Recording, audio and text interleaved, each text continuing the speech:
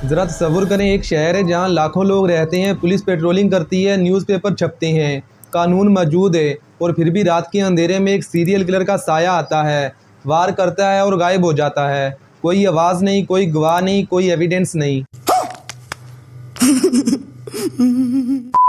ये किसी फिल्म की कहानी नहीं, ये हकीकत है 1888 के लंदन की, जो उस वक्त दुनिया का सबसे ताकतवर शहर था। और इसी के अंदर छुपा हुआ एक ऐसा राज जो आज 130 साल के बाद भी हल नहीं हुआ।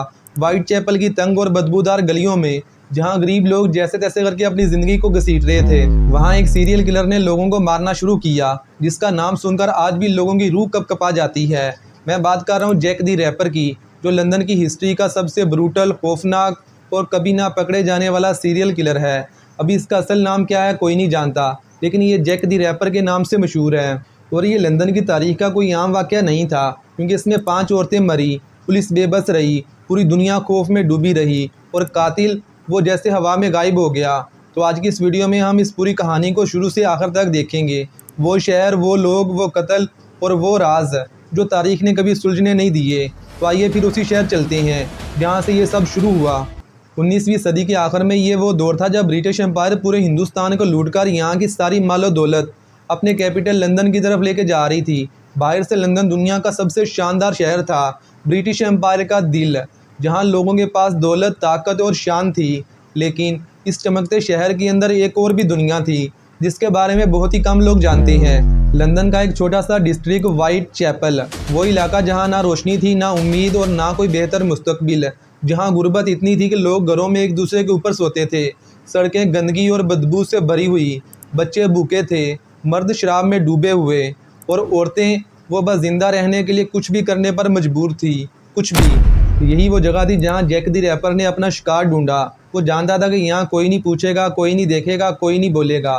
30 अगस्त 1888 की रात, वाइट चैपल की एक तंग सी गली बोकस रो, जिसमें 44 साल की मिरीन निकोलस, इसे पोली भी कहते थे, इस रात वो पैसों की तलाश में प्रोस्टिट्यूशन के लिए निकली। वो एक टूटी हुई औरत थी, शराब ने इसकी ज़िंदगी बर्बाद कर दी थी, शोहर ने छोड़ दिया था, बच्चे दूर हो गए थे, लेकिन फिर भी वो जी रही थी, गलत काम करके।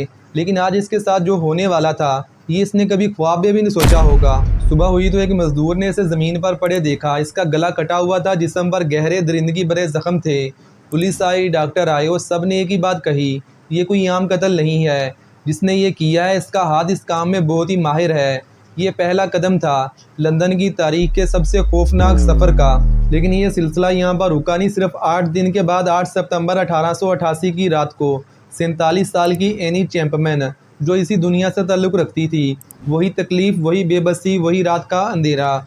लेकिन इस बार कत्ल पहले से भी ज़्यादा खौफनाक था। गला कटा हुआ, पेट पूरा काट दिया गया, और इंटरनल ऑर्गन भी गायब थे, जो कातिल ने जानबूझकर निकाले थे। ये कोई जुनून में किया गया मर्डर नहीं था, ये सोची समझी ठंडे दिल से की गई दरिंदगी थी। और ये सब देखकर पुलिस को भी यकीन हो चुका था कि ये कातिल कोई मामूली इंसान नहीं है, ये किसी सीरियल किलर का काम है।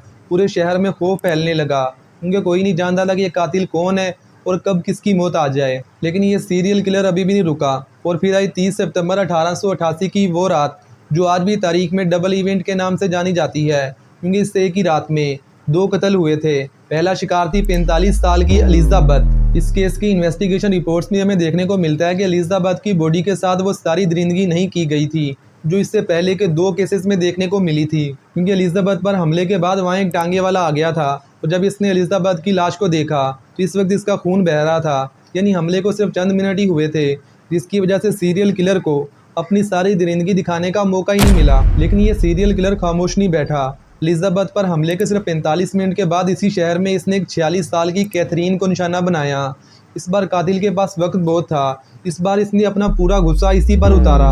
इसने कैथरीन का चेहरा मसक कर दिया, जिस्म को बुरी तरह नुकसान पहुंचाया, इंटरनल ऑर्गन निकाल लिए, और करीबी एक दीवार पर इसके खून से एक पैगाम लिख दिया। और ये पैगाम था, यहूदी वो लोग हैं जिन पर कोई इल्ज़ाम नहीं लगेगा। जब पुलिस ने आकर ये पैगाम पढ़ा तो इन्होंने इसको मिटा दिया, इस डर से कि कहीं यहूदियों के खिलाफ फसादात शुरू ना हो जाएं।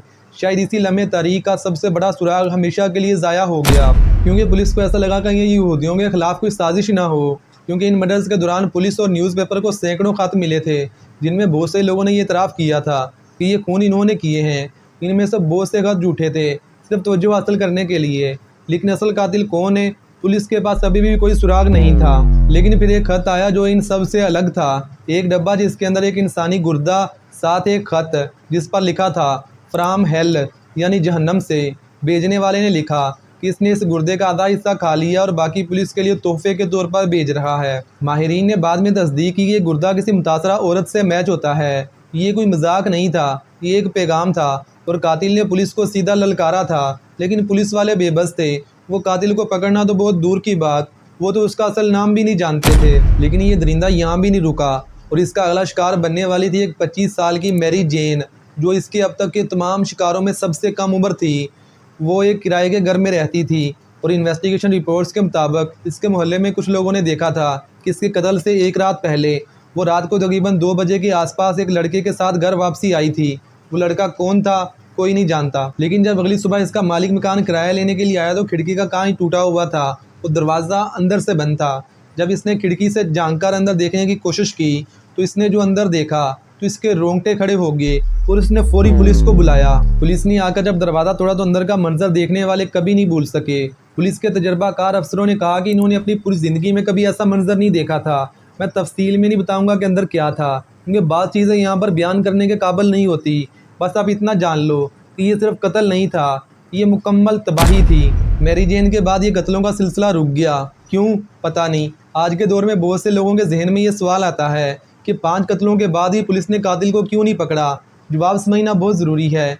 1888 में ना फिंगरप्रिंट्स की तकनीक थी, ना डीएनए टेस्टिंग का कोई मैकेनिज़्म, ना सीसीटीवी कैमरा थे और ना ही फोरेंसिक साइंस।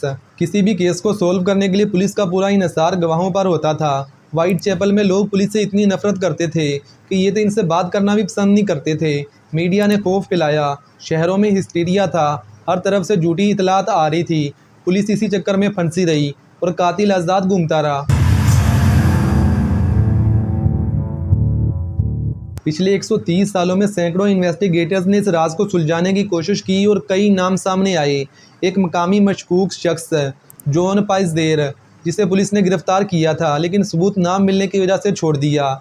एक पोलिश बार्बर, जिसने बाद में अपनी 3 बीवियों को जहर देकर मारा और फांसी चढ़ा। एक अमरीकी डॉक्टर फ्रांसिस, जो औरतों से शदीद नफरत करता था और इन कत्लों के दौरान ये लंदन में मौजूद था। और फिर एक पोलिश यहूदी आरोन, जिसे उस वक्त पुलिस के चीफ ने सबसे ज़्यादा डाउटफुल करार दिया था। लेकिन असल मुजरिम कौन है, पुलिस कभी नहीं पकड़ पाई। असल राज जो आज तक बाकी है कि मैरी जैन के कत्ल के बाद सब कुछ रुक गया। अचानक बगैर किसी वजह के, कोई और कत्ल नहीं, कोई और ख़त नहीं, कोई और सुराग नहीं। क्या कातिल मर गया? क्या वो मुल्क छोड़कर चला गया या इसने खुद ही रुकने का फ़ैसला किया? कोई नहीं जानता और शायद कभी जान भी नहीं पाएगा। जैक द रैपर सिर्फ एक कातिल का नाम नहीं, ये इंसानी तारीख की सबसे बड़ी अनसॉल्व्ड मिस्ट्री है। वो शहर जो दुनिया पर हुकूमत करता था, अपनी ही गलियों में छुपे हुए एक सीरियल किलर को नहीं पकड़ सका। आज पूरी दुनिया में कोई नहीं जानता कि ये जैक द रैपर कौन था और कहाँ गायब हो गया।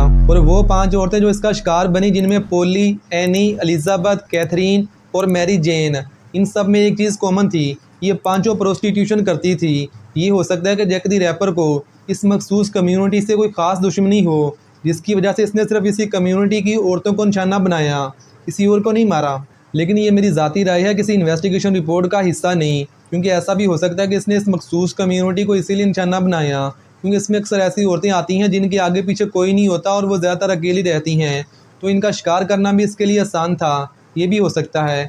अभी हकीकत क्या है कोई नहीं जानता। ये सारे के सारे एक अंदाजे हैं। अल्लाह हाफिज़।